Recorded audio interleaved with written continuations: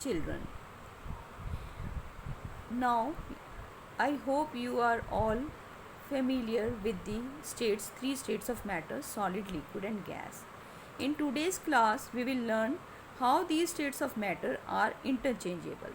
Means ये कैसे एक state of matter दूसरे state of matter में change हो सकती हैं. So, let us start. We all know that water exists in all three states of matter. In liquid state as water, in solid state as ice and in gaseous state as vapor or stream. हम सब जानते हैं कि water ही है जो कि three states of matter में exist करता है. मतलब कि वाटर सॉलिड फॉर्म में भी हो सकता है, वाटर लिक्विड फॉर्म में भी हो सकता है और वाटर गैशियस फॉर्म में भी हो सकता है. हम जानते हैं कि लिक्विड स्टेट में वाटर की फॉर्म में है, सॉलिड स्टेट में वाटर आइस की फॉर्म में है और गैशियस स्टेट में वाटर स्टीम की फॉर्म में होता है. All three states are interchangeable और ये एक स्टेट से दूसरे स्टेट में चेंज भी हो सकता है. लेट अस सी हाउ, कैसे होता है देखते हैं इस एक्टिविटी के थ्रू. इस एक्टिविटी में आप देखेंगे ये जो आइस है, जब हम इसको मेल्ट करते हैं तो मेल्टिंग होने पर, मेल्ट मतलब पिघलना, जब ये पिघलती है तो ये वाटरी फॉर्म में आ जाती है. वाटर मतलब लिक्विड फॉर्म. और जब हम उस वाटर को हीट करते हैं तो इवोपरेशन होता है और इवोपरेशन होने से वो वाटर में स्टीम बनने लगती है. स्टीम यानी कि गैशियस फॉर्म. अब उसी स्टीम को जब हम ठंडा करते हैं बाय कंडेंसेशन प्रोसेस तो वो अगेन वाटरी फॉर्म में आ जाती है यानी कि लिक्विड फॉर्म.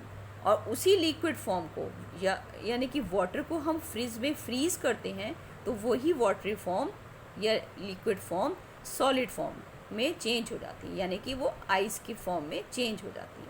तो इस तरह से हम इस एग्जाम्पल के थ्रू देखते हैं कि कैसे एक स्टेट्स ऑफ मैटर से दूसरे स्टेट ऑफ मैटर में ईजिली चेंज हो सकते हैं by these processes which we have studied. Now children, we will learn about now solute, solvent and solution.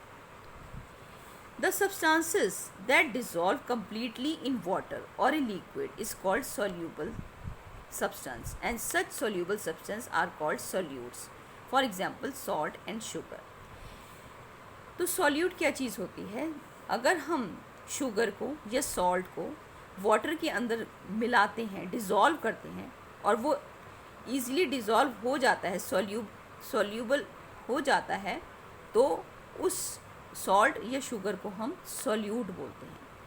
अगर कोई भी सब्सटेंस वाटर में ईज़िली डिज़ोल्व हो जाए या कम्प्लीटली डिज़ोल्व हो जाए तो जो सब्सटेंस को हमने मिलाया है उसको सॉल्यूट बोलते हैं. और वो जो लिक्विड जिसके अंदर वो सॉल्यूट मिलाया गया है यानी कि वो वाटर जिसमें वो सॉल्ट या शुगर डाला गया था, वो वाटर को हम क्या बोलेंगे? सॉल्वेंट. अब solute get dissolve in solvent. अब उस सॉल्वेंट, अब वाटर में शुगर को डिज़ोल्व किया, वो घुल गया, उसमें मिल गया. मिलने के बाद जो मिक्सचर बना उसको हम बोलते हैं सॉल्यूशन. तो हम जब शुगर मिलाते हैं तो वो शुगर सॉल्यूशन हो जाता है और अगर सॉल्ट वाटर में मिलाते हैं तो वो सॉल्ट सॉल्यूशन हो जाता है.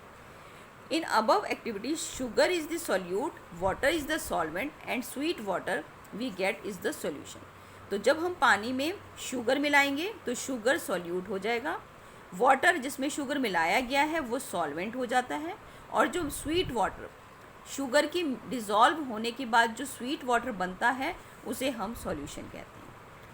So children, here the chapter ends and I hope you understand all these concepts which we have studied so far in this chapter. That's it today for in this chapter. We will continue with the back exercise in our next video. Thank you.